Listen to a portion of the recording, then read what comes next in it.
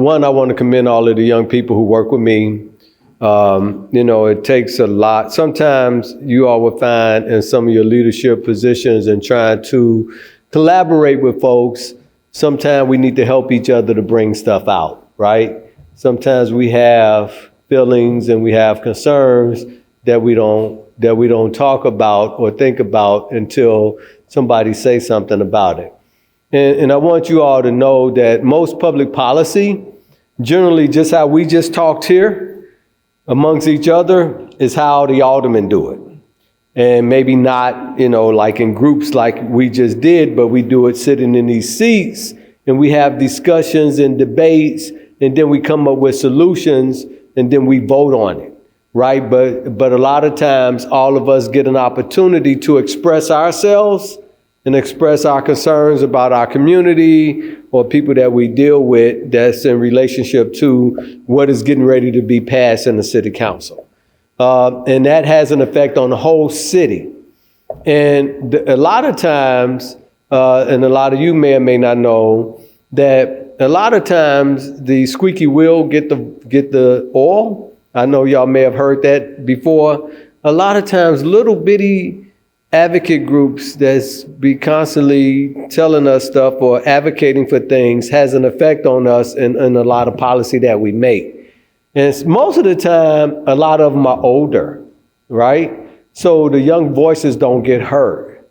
And if you all, just like you talk to us today, you can come to my office if you were from my ward, or even if you're not from my ward, you can come to my office and talk to me and any of these aldermen. Or you can email us or whatever the case may be and express your concerns. And guess what? When you email us and give us your concerns, we don't look on there and say, oh, she's only 15 years old or she's only 14 years old. We're just looking at a person expressing themselves about what they like or dislike in their community. So what I'm trying to say is you all have an opportunity to be a part of moving public policy, to be a part of changing things in this world, in this city.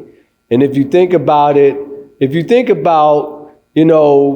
y'all look at history and you think about in the 60s when Dr. Martin Luther King was around, when the Vietnam War was going on and they had the hippies and all of those things, well, most of the people back then were young, right? They were young, they had long hair, they were skinny, they had color in their hair, they were doing all the things they used to do. But guess what? A lot of those people did some things that encourage elected officials to change policy and to change things, in relationship to wars and a whole bunch of things that's going on in our society. So the young people were the ones who had the heart to say something and had the vision to want change.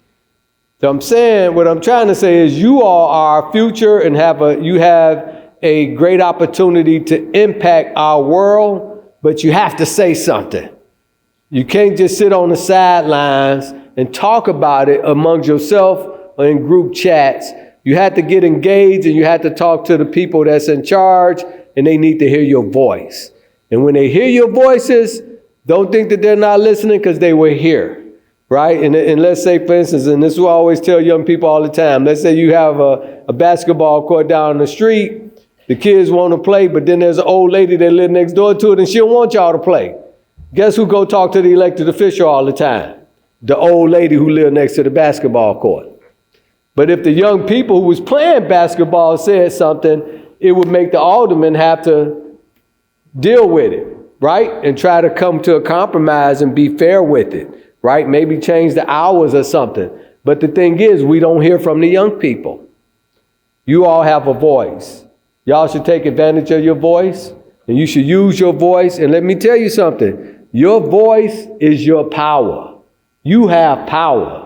I don't care how old you are. I don't care what color you are, what ethnic group you are, or where you come from. You have just as much power as that old lady, right? And what they always say is public policy is based on how many people are at the table. You have a community meeting, there's only 3 people at the community meeting. Guess what? Those 3 people make the decision for the whole community because they're the only ones who came to the meeting.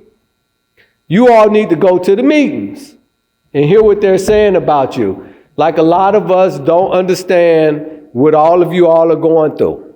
A lot of us don't understand that some of you all got to go through a lot of things to get to school, or you don't go to certain things because of different situations. If we knew more about it, we would do more about it. But we need you to help us. So I'm very proud of you all being here and being in this organization. My Block, My City is a great organization to help empower people.